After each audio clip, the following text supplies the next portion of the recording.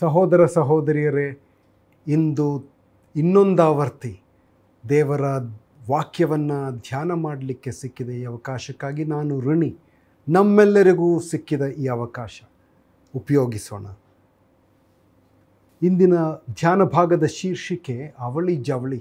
ಅವಳಿ ಜವಳಿಯ ಎಷ್ಟು ಜನ, ಎಷ್ಟು ಮಕ್ಕಳು, ಎಷ್ಟು ಕೂಸುಗಳು ಅವಳಿ ಜವಳಿಗಳು ಎಂಬುದಾಗಿ ಗೊತ್ತುಂಟ. ಸಾಧಾರಣವಾಗಿ 1,000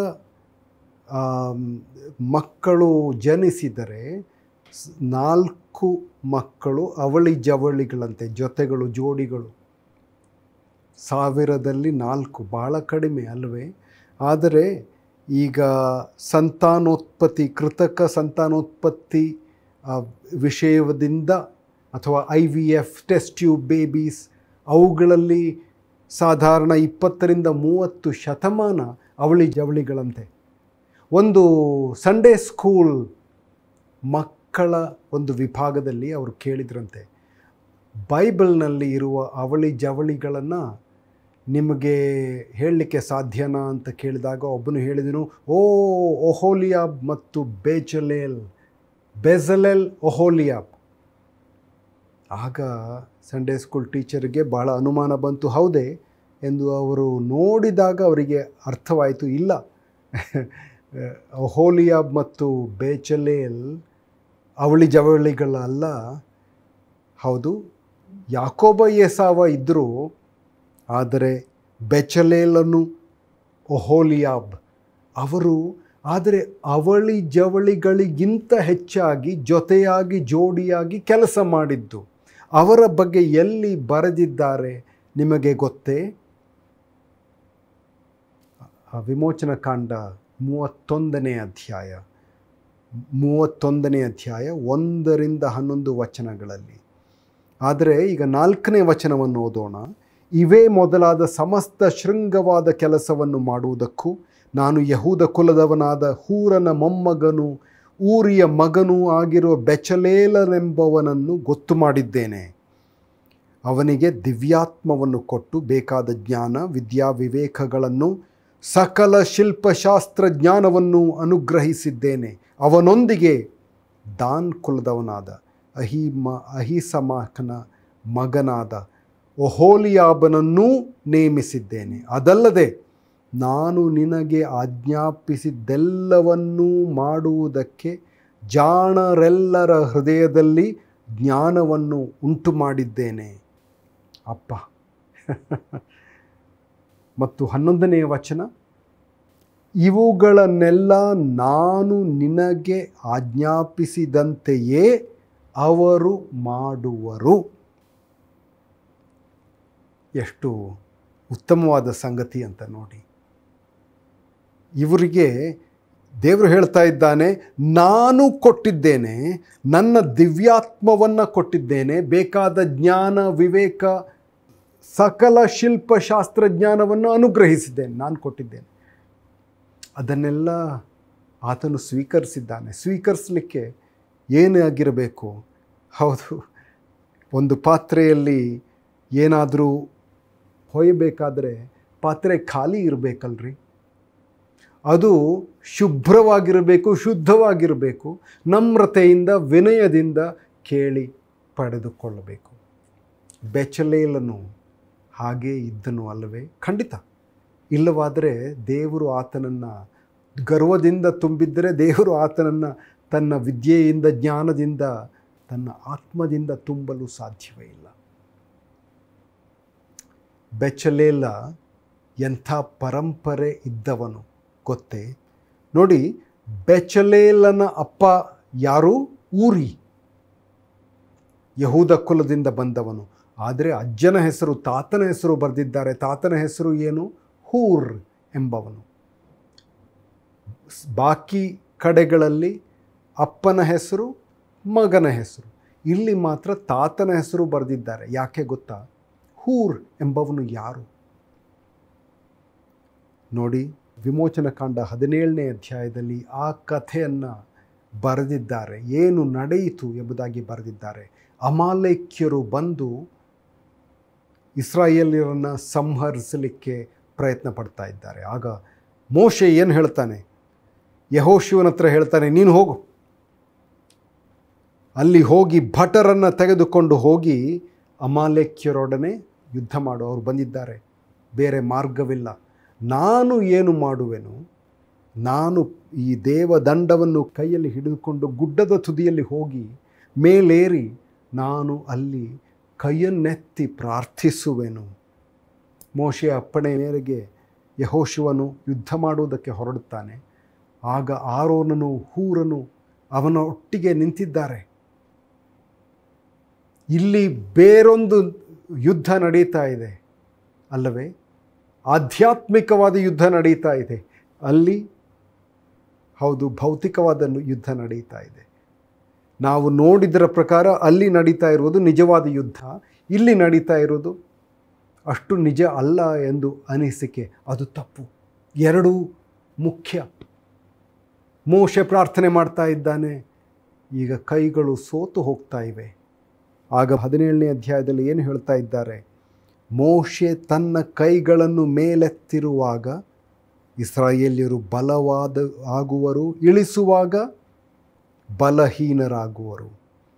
ಹೀಗಿರಲು ಮೋಶೆಯ ಕೈಗಳು ಭಾರವಾದ್ದರಿಂದ ಆರೋನನು ಹೂರನು ಒಂದೊಂದು ಕಲ್ಲನ್ನು ತಂದಿಟ್ಟು ಅದರ ಮೇಲೆ ಅವನನ್ನು ಕೂಡ್ರಿಸಿ ಬಲಗಡೆ ಒಬ್ಬನು ಎಡಗಡೆ ಒಬ್ಬನು ಅವನ ಕೈಗಳಿಗೆ ಆಧಾರ ಕೊಟ್ಟರು.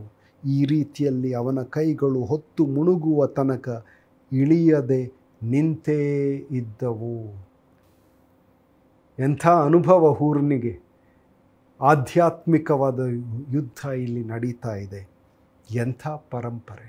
ಇದರ ಬಗ್ಗೆ ಎಷ್ಟು ಸಲ ಅವರು ಮಾತನಾಡಿರ್ಬೋದು.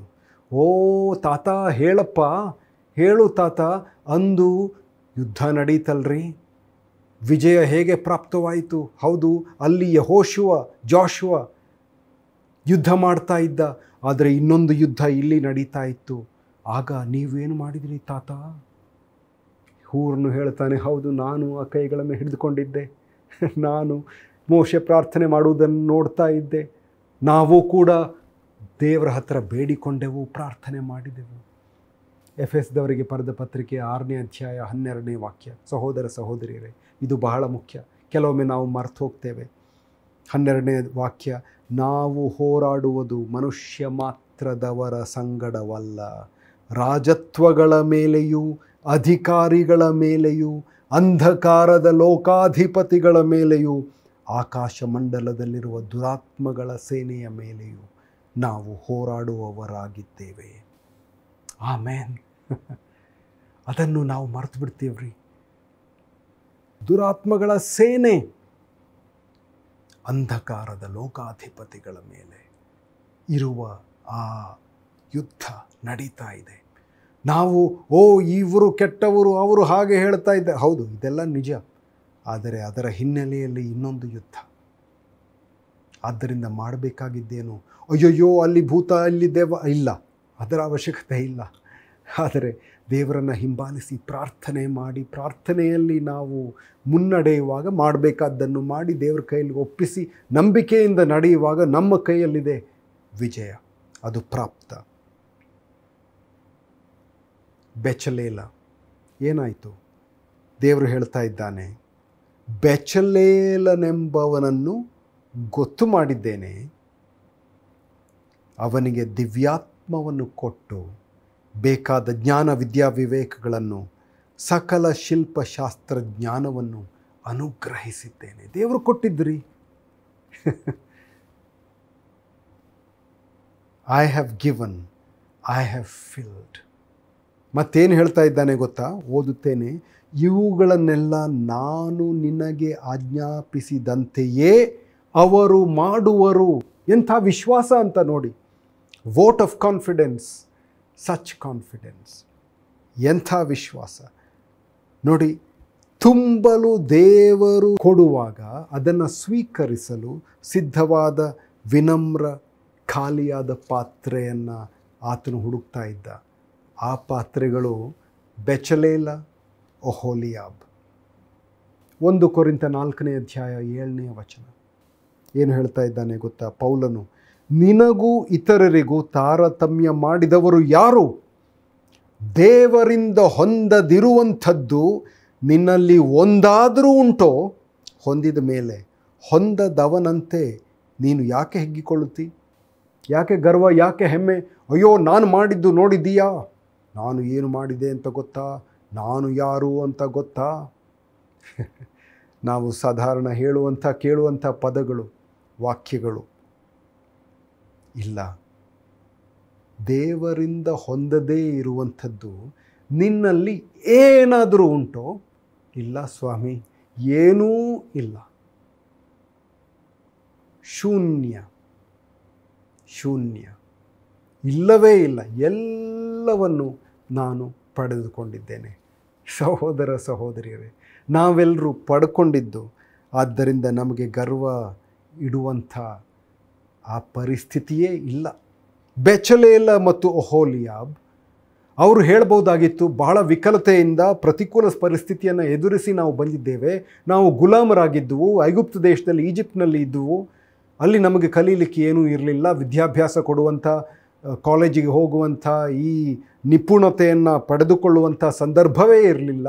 ಅದರ ನಂತರ ಮರುಭೂಮಿಯಲ್ಲಿ ನಾವು ನಡೀತಾ ಇದ್ದೇವ್ರಿ. ಈಗ ನಮಗೆ ಇದನ್ನು ಮಾಡು ಅದನ್ನು ಮಾಡು ಎಂದು ಹೇಳಿದರೆ ಹೇಗೆ? ನೆಪಗಳು ಬಹಳ. ಆದರೆ ಅವರು ಹಾಗೆ ಮಾಡಲಿಲ್ಲ. ನೋಡಿ, ನಿಮ್ಮ ಸಂದರ್ಭಗಳನ್ನು ದೂಷಿಸಬೇಡಿ. ಅಯ್ಯೋ ನಮ್ಮಪ್ಪ ಹಾಗೆ, ನಮ್ಮಮ್ಮ ಹಾಗೆ, ನಮ್ಮ ಮಕ್ಕಳು ಹಾಗೆ, ನಮ್ಮ ಸಂಬಂಧಿಕರು ಹಾಗೆ, ನಾವು ಕೆಲಸ ಮಾಡೋ ಜಾಗದಲ್ಲೂ ಅಷ್ಟೇ ಇರಲಿ. ಅದೆಲ್ಲ ನಿಜ ಇರ್ಬೋದು, ಆದರೆ ಅದನ್ನು ದೂಷಿಸುವಂಥ ಅವಶ್ಯಕತೆ ಇಲ್ಲ ಸ್ವಾಮಿ. ಪರಿಸ್ಥಿತಿ ಹೇಗಿದ್ದರೂ ನನ್ನಲ್ಲಿ ಆದದ್ದನ್ನು ನಾನು ಮಾಡುವೆನು. ಯಾಕೆ? ನಿನ್ನ ಅನುಗ್ರಹದಿಂದ, ನಿನ್ನ ದಯೆಯಿಂದ, ಕೃಪೆಯಿಂದ ಅದನ್ನು ಸ್ವೀಕರಿಸಿ ನಾನು ನನ್ನಿಂದ ಕೈಯಲ್ಲಾದದಷ್ಟನ್ನು ಮಾಡುವೆನು. ಕಠಿಣ ಕೆಲಸ ಎಂದು ದೂರು ಹೇಳುವುದು ಬೇಡ. ಅನೇಕ ವರ್ಷಗಳ ಹಿಂದೆ ನಾನು ಒಂದು ಸಮಯದಲ್ಲಿ ಸಾಯಂಕಾಲ ಕೂತು ಹೇಳ್ತಾ ಇದ್ದೆ, ಅಯ್ಯೋ ಇಷ್ಟೆಲ್ಲ ಕೆಲಸ ಮಾಡಲಿಕ್ಕೆ ನನ್ನ ಹತ್ರ ಸಾಧ್ಯ ಇಲ್ಲ. ಆಗ ಹಿರಿಯರಾದ ಒಬ್ಬ ದಾಯಿ ಬಂದು ಹೇಳಿದರು, ನೋಡಿ, ನಿಮಗೆ ದೊರಕಿರುವ ಸಂಗತಿಗಳಿಗಾಗಿ ಅದಕ್ಕಾಗಿ ನೀವು ಕೃತಜ್ಞರಾಗಿರಬೇಕು. ಕೈಲಾದದಷ್ಟನ್ನು ಮಾಡಿ ಮುಂದುವರೆಯಿರಿ. ಯಾಕೆ? ಅನೇಕರು ನೀವು ಮಾಡುವಂಥದ್ದನ್ನು ಮಾಡಲಿಕ್ಕೆ ಇಚ್ಛೆ ಪಡ್ತಾರೆ ಗೊತ್ತಾ? ಯೌವನಸ್ಥನಾಗಿದ್ದ ನನಗೆ ಅದನ್ನು ಕೇಳಿದ ಕೂಡಲೇ ಭಾಳ ಉತ್ತೇಜನ ಬಂತು. ನೋಡಿ, ಬಹಳ ಜ್ಞಾನ ಇರುವಂಥ ಒಬ್ಬ ದಾದಿ ಹೇಳಿದ್ದು, ಬೆಚಲೇಲ್ ಆತನು ಗುಣಗುಟ್ಟಲಿಲ್ಲ, ಹೇಳಲಿಲ್ಲ, ಅಯ್ಯೋ ಇಷ್ಟೆಲ್ಲ ಮಾಡಲಿಕ್ಕೆ ನನ್ನ ಹತ್ರ ಸಾಧ್ಯ ಇಲ್ಲ. ಆದಷ್ಟು ಮಾಡಲಿಕ್ಕೆ ಆತನಿಗೆ ಇಚ್ಛೆ ಇತ್ತು. ಇಂದು Bezalel academy of arts, Bezalel academy of arts ಎಂಬ ಉನ್ನತ ಶಿಕ್ಷಣದ ಆ ಸಂಸ್ಥೆ, ಲಲಿತ ಕಲೆಗಳನ್ನು, ಸಂಸ್ಕೃತಿಯನ್ನು ಅಲ್ಲಿ ಉಪಯೋಗಿಸುವಂಥ ಸಂಸ್ಥೆ, ಅದು 1906ರಲ್ಲಿ ಸ್ಥಾಪನೆಯಾದ ಸಂಸ್ಥೆ. ಇಸ್ರೇಲ್ ದೇಶದಲ್ಲಿ ಈಗಲೂ ಇದೆ. ಬಹಳ ಮುಖ್ಯವಾದ ಸಂಸ್ಥೆ. ಒಹೋಲಿಯಾಬ್ ಅವನಿಗೆ ಹೇಳಿದ್ದೇನು? ನೀನು ಬೆಚಲೇಲ್ನಿಗೆ ಸಹಾಯ ಮಾಡಬೇಕು. ನೋಡಿ, ಎರಡನೆಯ ಪಿಟೀಲನ್ನು ನುಡಿಸಬೇಕಾದದ್ದು ಈ ಬೆಚಲೇಲ್ನ, ಒಹೋಲಿಯಾಬನ ಕೆಲಸ. ಇಲ್ಲ ರೀ, ನಾನು ಯಾರ ಅಸಿಸ್ಟೆಂಟಾಗಿ ಎರಡನೇ ಕೆಲಸ ಮಾಡಲಿಕ್ಕೆ ಸಾಧ್ಯ ಇಲ್ಲ, ನಾನೇ ಮಾಡ್ತೀನಿ. ಇಲ್ಲ, ಕೆಲವೊಮ್ಮೆ ಅನೇಕ ಸಲ ನಾವು ಸಹಾಯಕರಾಗಿರಬೇಕು. ನಾನೇ ಮುಂದಿರಬೇಕು ಬೇಡ. ಪ್ರಸಿದ್ಧನಾಗದೇ ಇದ್ದಿರಬಹುದು, ಪರವಾಗಿಲ್ಲ, ಸಹಾಯಕನಾಗಿದ್ದಿರಬಹುದು, ಹೌದು, ಅಷ್ಟೇ ಸಾಕು. ಮೈಕೆಲ್ ಆಂಜಲೋ, ಆತನು ನವೋದಯ ಯುಗದಲ್ಲಿ ಶಿಲ್ಪಿ, ವರ್ಣಚಿತ್ರಕಾರ, ವಾಸ್ತುಶಿಲ್ಪಿ, ಪ್ರಪಂಚದಾದ್ಯಂತ ಪ್ರಾಚೀನ ಕಾಲದ ಪ್ರಸ್ತುತ ಕಲಾವಿದರ ಮೇಲೆ ಪ್ರಭಾವ ಬೀರಿದಂಥ ವ್ಯಕ್ತಿ. ಆತ ಒಂದು ದೇವಾಲಯದಲ್ಲಿ, ಭವ್ಯ ದೇವಾಲಯದಲ್ಲಿ ಮೇಲೆ ಆತನು ಏನೋ ಪೇಂಟಿಂಗ್ ಮಾಡ್ತಾ ಇದ್ದನಂತೆ, ಚಿತ್ರಕಲೆಯನ್ನು ಬಿಡಿಸ್ತಾ ಇದ್ದನಂತೆ. ಯಾರೋ ಕೂಗಿ ಹೇಳಿದರು, ಯಾಕಪ್ಪ ಇಷ್ಟು ವೇಸ್ಟ್ ಮಾಡ್ತಾ ಇದ್ದೀಯಾ, ಸಮಯವನ್ನು ವೆಚ್ಚ ಮಾಡ್ತಾ ಇದ್ದೀಯಾ, ಅದರಿಂದ ಏನು ಉಪಯೋಗ? ಅಲ್ಲಿ ಮೂಲೆಯಲ್ಲಿ ಮಾಡಿದ್ದನ್ನು ನೋಡುವವರು ಯಾರು? ಆಗ ಅವನು ಕೆಳಗೆ ನೋಡಿ ಹೇಳಿದನಂತೆ, ಇಲ್ಲಿ ಮಾಡಿದ್ದನ್ನು ದೇವರು ನೋಡ್ತಾನ್ರಿ ಎಂಬುದಾಗಿ. ಎಂಥ ಅದ್ಭುತವಾದ ಆ ಯೋಚನೆ ಎಂದು ನೋಡಿ. ಛಾವಣಿ ಮೇಲೆ ಮೂಲೆ ಹತ್ತಿರ ಯಾಕೆ ಸಮಯ ಕಳೆಯುತ್ತೀರಿ? ಇಲ್ಲ, ಯಾರೂ ನೋಡದೇ ಇದ್ದರೂ ದೇವರು ನೋಡುತ್ತಾನೆ. ಸಹೋದರ ಸಹೋದರಿಯರೇ, ನೋಡಿ, ನಾವು ಮಾಡುವಂಥ ಕೆಲಸ ಇತರರಿಗೆ ಅವರನ್ನು ಮೆಚ್ಚಿಸಲಿಕ್ಕಾಗಿ ಮಾಡುವಂಥದ್ದಲ್ಲ, ದೇವರನ್ನು ಮೆಚ್ಚಿಸಲಿಕ್ಕಾಗಿ. ಆತನು ನೋಡ್ತಾನೆ, ನನ್ನ ಕೈಲಾದದಷ್ಟನ್ನು ನಾನು ಮಾಡುವೆನು ಎಂದು ನಾವು ಹೇಳಿದರೆ, ಯೇಸು ಸ್ವಾಮಿ ಹೆಸರಿನಲ್ಲಿ ಮಾಡಿದರೆ ಎಷ್ಟು ಉತ್ತಮ ಅಲ್ಲವೇ? ನೋಡಿ, ಆಸಾಫನು ಕೀರ್ತನೆಗಳನ್ನು ಬರೀತಾ ಇದ್ದನು. ಯೇಸು ಸ್ವಾಮಿ ಶಿಷ್ಯರನ್ನು ಆರಿಸಿದ್ದನು. ಪೇತ್ರ, ಅಂದ್ರೆಯ, ಯಾಕೋಬ, ಯೋಹಾನ್, Peter, Andrew, James and John ಇವರೆಲ್ಲ ಮೀನುಗಾರರು, ಬೆಸ್ತರು. ಬನ್ನಿ, ನನ್ನನ್ನು ಹಿಂಬಾಲಿಸ್ರಿ. ಮತ್ತಾಯ, ಮ್ಯಾಥ್ಯೂ, ತೆರಿಗೆ ಅಧಿಕಾರಿ, ಸಂಗ್ರಾಹಕನು, ಬಾಪ ನನ್ನನ್ನು ಹಿಂಬಾಲಿಸು. ಎಲ್ಲರೂ ದುಡಿತಾ ಇದ್ದವರು. ಯೇಸು ಸ್ವಾಮಿ ಏನು ಮಾಡ್ತಾ ಇದ್ದನು? ಆತನು ಬಡಗಿಯ ಮಗ, 30 ವರ್ಷಗಳವರೆಗೆ ಬಡಗಿ ಕೆಲಸ ಮಾಡ್ತಾ ಇದ್ದನು.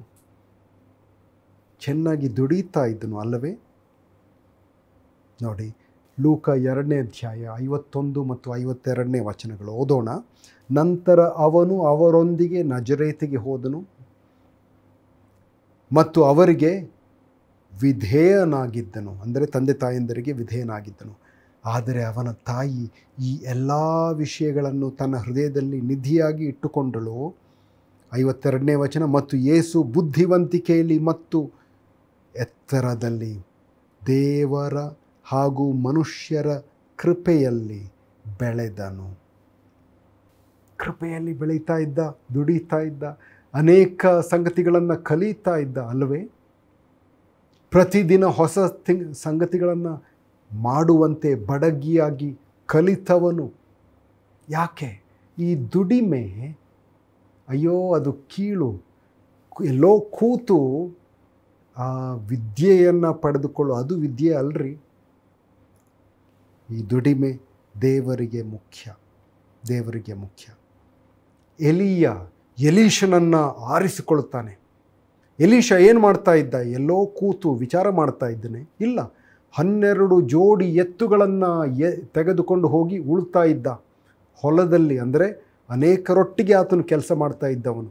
ಅವನನ್ನು ಆರಿಸ್ಕೊಳ್ತಾನೆ, ಬಾಪ ನನ್ನನ್ನು ಹಿಂಬಾಲಿಸು. ದೊರ್ಕಳು ಏನು ಮಾಡಿದಳು? ಆ ಸೂಜಿಯನ್ನು ಉಪಯೋಗಿಸಿದಳು ಕರ್ತನಿಗಾಗಿ. ಹಣವಿಲ್ಲದ ಅನೇಕರಿಗಾಗಿ, ಮಹಿಳೆಯರಿಗಾಗಿ ಆಕೆ ಅನೇಕ ಅಂಗಿಗಳನ್ನು ಮಾಡುತ್ತಾಳೆ. ಅದನ್ನು ಕರ್ತನು ಮೆಚ್ಚಿದನು ಅಲ್ಲವೇ? ನಾವು ಮಾಡುವುದನ್ನು ಮೆಚ್ಚುವಂಥವನು ಕರ್ತನು. ಸಹೋದರ ಲಾರೆನ್ಸ್, ಬ್ರದರ್ ಲಾರೆನ್ಸ್ 17ನೇ ಶತಮಾನದಲ್ಲಿ ಅವರು ಒಂದು ಸೆಮಿನರಿಯಲ್ಲಿ, ಕಾರ್ಮೆಲೈಟ್ ಸೆಮಿನರಿಯಲ್ಲಿ ಅವರು ಕೆಲಸ ಮಾಡ್ತಾಯಿದ್ರು. ದೊಡ್ಡ ವಿಚಾರ ಏನೂ ಅಲ್ಲ. ಅವರು ಮೊದಲು ಮಾಡಿದ ಕಾರ್ಯ ಏನು ಗೊತ್ತಾ? ಅವರು ಪಾತ್ರೆ ತೊಳೆಯೋರು. ಆದರೆ ತೊಳಿತಾ ಇರುವಾಗ ಅವರು ಹೇಳುವಂಥವರು, ಸ್ವಾಮಿ ನಿನಗಾಗಿ ಇದನ್ನು ಮಾಡ್ತಾ ಇದ್ದೇನೆ. ತನ್ನ ಸ್ನೇಹಿತನಿಗೆ ಬರೆದ ಆ ಪತ್ರಗಳನ್ನು ಒಗ್ಗೂಡಿಸಿ ಅದು ಒಂದು ವಾಲ್ಯೂಮ್, ಒಂದು ಪುಸ್ತಕವಾಗಿ ಮಾರ್ಪಟ್ಟಿತು. ಅದು ಏನು ಎಂಬುದಾಗಿ ಗೊತ್ತೇ? ಅದು practising the presence of god, ದೇವರ ಸಾನ್ನಿಧ್ಯವನ್ನು ಹೇಗೆ ನಾವು ಕಂಡುಕೊಳ್ಳಬಹುದು ಎಂಬ ಪುಸ್ತಕವಾಯಿತು. ಅವರು ಹೇಳಿದರು, ಶ್ರಮಿಕನೂ ಅಷ್ಟೇ, ದೇವರ ಅರ್ಚಕನೂ ಅಷ್ಟೇ, ಇಬ್ಬರೂ ಅಷ್ಟೇ ಬೆಲೆಯುಳ್ಳವರು ದೇವರಿಗೆ. ಎಷ್ಟು ಮುಖ್ಯವಾದ ಸಂಗತಿ ಅಂತ ನೋಡಿ. ಪಾತ್ರೆ ತೊಳೆಯುವಾಗ ಈ ಪಾತ್ರೆಯ ಶುಭ್ರತೆ ಅದು ದೇವರಿಗೆ ಆಸಕ್ತಿ ಇರುವಂಥದ್ದು ಎಂಬುದಾಗಿ ಆತನು ಹೇಳಿದ್ದು ನೋಡಿ. ಬೆಚಲೇಲ್, ಆತನು ಕ್ರಿಸ್ತನೋಪಾದಿಯಲ್ಲಿ. ಯಾಕೆ? ದೇವರ ಆತ್ಮವನ್ನು ತುಂಬಿಸಿದಾಗ. ನೋಡಿ, ಲೂಕ 4ನೇ ಅಧ್ಯಾಯ 18ನೇ ವಚನದಲ್ಲಿ ಏನು ಹೇಳ್ತಾ ಇದ್ದಾರೆ? ಯೇಸು ಸ್ವಾಮಿ ಹೇಳುತ್ತಾನೆ, ಯೆಶಾಯನ ಪ್ರವಾದನೆ ಗ್ರಂಥದಿಂದ ತಂದಂಥ ವಾಕ್ಯಗಳು 61ನೇ ಅಧ್ಯಾಯದಲ್ಲಿರುವಂಥ ವಾಕ್ಯಗಳು. ಇಲ್ಲಿ ಲೂಕ 4ನೇ ಅಧ್ಯಾಯದಲ್ಲಿ ಯೇಸು ಸ್ವಾಮಿ ಓದ್ತಾ ಇದ್ದಾನೆ, ಕರ್ತನ ಆತ್ಮವು ನನ್ನ ಮೇಲೆ ಇದೆ, ಆತನು ನನ್ನನ್ನು ಬಡವರಿಗೆ ಶುಭವರ್ತಮಾನವನ್ನು ಸಾರುವುದಕ್ಕೆ ಅಭಿಷೇಕಿಸಿದನು, ಸೆರೆಯವರಿಗೆ ಬಿಡುಗಡೆಯಾಗುವುದನ್ನು, ಕುರುಡರಿಗೆ ಕಣ್ಣು ಬರುವುದನ್ನು ಪ್ರಸಿದ್ಧಿಪಡಿಸುವುದಕ್ಕೂ, ಮನ ಮುರಿದವರನ್ನು ಬಿಡಿಸಿ ಕಳುಹಿಸುವುದಕ್ಕೂ, ಕರ್ತನು ನೇಮಿಸಿರುವ ವರ್ಷವನ್ನು ಪ್ರಚುರಪಡಿಸುವುದಕ್ಕೂ ಆತನು ನನ್ನನ್ನು ಕಳುಹಿಸಿದ್ದಾನೆ ಎಂಬುದು. ಆತನಿಗೆ ಗೊತ್ತಿತ್ತು ದೇವರು ಕೊಟ್ಟ ಕೆಲಸ ಏನು? ಶುಭ ವರ್ಷವನ್ನು ಪ್ರಚುರಪಡಿಸುವುದು, ಮನ ಮುರಿದವರನ್ನು ಬಿಡಿಸಿ ಕಳುಹಿಸುವಂಥದ್ದು, ಕುರುಡರಿಗೆ ಕಣ್ಣು ಕೊಡುವಂಥದ್ದು, ಸೆರೆಯವರಿಗೆ ಬಿಡುಗಡೆ ಮಾಡುವಂಥದ್ದು, ಶುಭವರ್ತಮಾನವನ್ನು ಸಾರುವಂಥದ್ದು. ದೇವರು ಕೊಟ್ಟ ಕೆಲಸ. ನಾವೆಲ್ಲಿದ್ದರೂ ಸಹೋದರ ಸಹೋದರಿಯರೇ, ಗಮನವಿಟ್ಟು ಕೇಳ್ರಿ. ನೀವು ಯಾವ ಮೂಲೆಯಲ್ಲಿದ್ದರೂ, ಕೊನೆಯಲ್ಲಿದ್ದರೂ, ನಾನು ಮಾಡುವಂಥ ಕಾರ್ಯ, ನೀವು ಮಾಡುವಂಥ ಕಾರ್ಯ ದೇವರಿಗೆ ಮುಖ್ಯ. ಅಯ್ಯೋ, ಅದು ಅಲ್ಲಿ ಶುಭ್ರ ಮಾಡುವಾಗ, ಆ ನೆಲ ಒರೆಸುವಾಗ, ಪಾತ್ರೆ ತೊಳೆಯುವಾಗ ನೋಡುವಂಥವ್ರು ಯಾರು ಇಲ್ಲರಿ? ದೇವರು ನೋಡ್ತಾ ಇದ್ದಾನೆ. ಒಂದು ಕಥೆಯನ್ನು ಹೇಳಿ ಮುಗಿಸ್ತೇನೆ. 3 ಜನ ಕೆಲಸ ಮಾಡ್ತಾ ಇದ್ರಂತೆ. ಬಹಳ ಗಟ್ಟಿಯಾದ ಕಲ್ಲನ್ನು ಹೊಡಿತಾ ಕೆಲಸ ಮಾಡ್ತಾಯಿದ್ರು. ಆಗ ಯಾರೋ ಬಂದು ಕೇಳ್ತಾರೆ ಮೊದಲನೆಯವ್ರ ಹತ್ರ, ಏನ್ರಿ ನೀವೇನು ಮಾಡ್ತಾ ಇದ್ದೀರಾ? ಮೊದಲನೇವನು ಹೇಳ್ತಾನೆ, ನನಗೆ ಗೊತ್ತಿಲ್ವಾ, ನೋಡು ಎಷ್ಟು ಕಷ್ಟಕರವಾದ ಕೆಲಸ ಅಂತ ನೋಡಿ, ಭಾಳ ಕಷ್ಟ, ಬೆವತ್ತು ಶ್ರಮದಿಂದ ಕೂತಿದ್ದೇನೆ.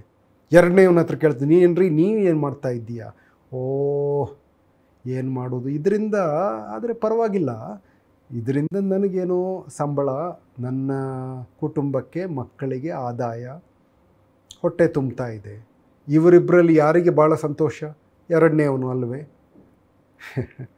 ಮೂರನೇವನ ಹತ್ರ ಹೋಗಿ ಕೇಳ್ತಾನೆ, ಅಯ್ಯ ನೀನು ಏನು ಮಾಡ್ತಾ ಇದ್ದಿ? ಅವನು ಹೇಳ್ತಾನೆ, ಇಲ್ಲ, ನಾನು ಒಂದು ಭವ್ಯ ದೇವಾಲಯವನ್ನು ನಿರ್ಮಿಸ್ತಾ ಇದ್ದೇನೆ. ಅವನು ಮಾಡೋದು ಅದೇ ಕೆಲಸ, ಕಲ್ಲು ಹೊಡಿತಾ ಇದ್ದಾನೆ. 3 ಜನರು ಮಾಡಿದ್ದು ಅಷ್ಟೇ. ಯಾರು ಸಂತುಷ್ಟರಾಗಿ ತೃಪ್ತಿಯಿಂದ ಸಂತೋಷದಿಂದ ಕೆಲಸ ಮಾಡ್ತಾ ಇದ್ದರು? ಖಂಡಿತ ಮೂರನೆಯವರು ಅಲ್ವೇ? ಯಾಕೆ? ಅವರು ತಾನು ಮಾಡಿದ ಚಿಕ್ಕ ಕಾರ್ಯ ಭವ್ಯವಾದ ದೊಡ್ಡ ಕೆಲಸದ ಒಂದು ಅಂಗ ಎಂಬುದಾಗಿ ಅವನು ಅರ್ಥ ಮಾಡಿಕೊಂಡಿದ್ದ. ಸಹೋದರ ಸಹೋದರಿಯರೇ, ನಾವು ಮಾಡುವಾಗ, ಮಕ್ಕಳಿಗೆ ಉಣ್ಣಿಸುವಾಗ, ಅಥವಾ ಪಾಠ ಹೇಳಿಕೊಡ್ತಾ ಇರುವಾಗ, ನೆಲ ಒರೆಸುವಾಗ, ಅಥವಾ ವಕೀಲರಾಗಿರುವಾಗ, ವೈದ್ಯಕೀಯ ವೃತ್ತಿ ಮಾಡುವಾಗ, ಅಥವಾ ಬೇರೆ ಏನೋ ದೊಡ್ಡ ಕೆಲಸ ಮಾಡುವಾಗ, ಚಿಕ್ಕ ಕೆಲಸ ಮಾಡುವಾಗ, ಮೆಕ್ಯಾನಿಕ್ ಆಗಿ ಮಾಡುವಾಗ, ಏನೇ ಮಾಡ್ತಾಯಿದ್ರು, ಅಥವಾ ಎಲ್ಲೋ ಕೂತು ಟೈಪಿಂಗ್ ಮಾಡ್ತಾ ಇರುವಾಗ, ಅಯ್ಯೋ ನನ್ನನ್ನು ನೋಡೋರು ಯಾರೂ ಇಲ್ಲರಿ. ದೇವರಿಗದು ಮುಖ್ಯ. ದೇವರು ಕೊಟ್ಟ ವೃತ್ತಿ, ಕೊಟ್ಟ ಕೆಲಸ. Do the best I can for you. ನಿನಗಾಗಿ ಮಾಡುವಂಥ ನನ್ನ ಆರಾಧನೆ, ಅದನ್ನು ಬೆಚಲೇಲ್ನಿಗೆ ಕೊಟ್ಟ ಆ ವೃತ್ತಿ, ಅದು ಆತನಿಗೆ ಕೊಟ್ಟ ದಾನ. ಬೆಚಲೇಲ್ ಅದನ್ನು ಉಪಯೋಗಿಸಿದ, ಒಹೋಲಿಯಾಬ್ ಅದನ್ನು ಉಪಯೋಗಿಸಿದ. ನಾವು ಅದನ್ನು ಮಾಡೋಣವೇ? ಪ್ರಾರ್ಥನೆ ಮಾಡೋಣ. ಯೇಸು ಸ್ವಾಮಿಯೇ, ನೀನು ನಮಗೆ ವಿವಿಧ ಕೆಲಸಗಳನ್ನು ಕೊಟ್ಟಿದ್ದಿ. ಏನೇ ಮಾಡಿದರೂ ಅದು ನಿನಗೆ ಮೆಚ್ಚು ಎಂಬುದಾಗಿ ನಾವು ಅರ್ಥ ಮಾಡಿಕೊಳ್ಳಲಿಕ್ಕೆ, ಅದನ್ನು ಮರೆಯದಿರಲಿಕ್ಕೆ ಸಹಾಯ ಮಾಡು. ಬೇಸರವಾಗುವಾಗ, ತೊಂದರೆಗಳಲ್ಲಿ ಮುಳುಗಿರುವಾಗ ಇದನ್ನು ಜ್ಞಾಪಕ ಮಾಡಿಕೊಳ್ಳಲಿಕ್ಕೆ ಸಹಾಯ ಮಾಡು. ನಾವು ಮಾಡುವಂಥದ್ದು ಬೆಚಲೇಲ್ನ ಹಾಗೆ ಅದು ನಿನಗಾಗಿ, ಆದ್ದರಿಂದ ನಿನಗಾಗಿ ಪ್ರತಿಷ್ಠೆ ಮಾಡ್ತೇವೆ. ಆಶೀರ್ವದಿಸು, ಮುಟ್ಟು ನಡೆಸು. ಯೇಸು ಸ್ವಾಮಿಯ ಮುದ್ದು ಹೆಸರಿನಲ್ಲಿ ಬೇಡಿದ್ದೇವೆ. ಆಮೇನ್, ಆಮೇನ್. ದೇವರು ನಿಮ್ಮನ್ನು ಆಶೀರ್ವದಿಸಲಿ.